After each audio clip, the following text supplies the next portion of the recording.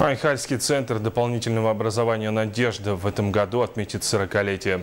В новом учебном сезоне здесь открылись еще несколько объединений для интересного досуга. Какие, расскажет наш корреспондент Оксана Мезенцева.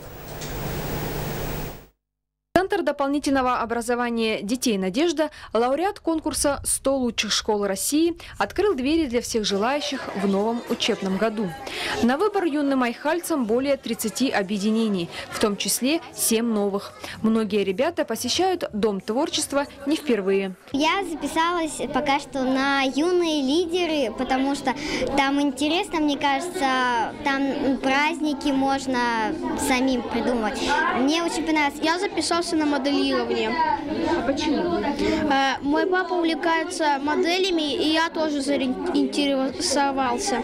В этом учебном году в Центре дополнительного образования начнут свою работу новые объединения музыкального направления. В том числе планируется создание рок-группы. Английскому языку теперь будут обучать и дошкольников.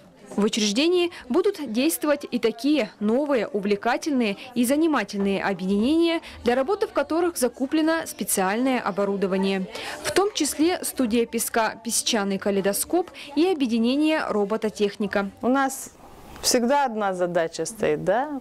Как можно больше привлечь детей, как можно больше охватить детей дополнительным образованием. Поэтому у нас, да, настолько разнообразно оно. В преддверии нового учебного года в Доме творчества был проведен небольшой ремонт. Приобретено новое оборудование, переделано старое складское помещение под новый учебный кабинет, так как количество воспитанников в центре с каждым годом только увеличивается. Оксана Мезенцева, Александр Домонтович, телерадиокомпания «Алмазный край».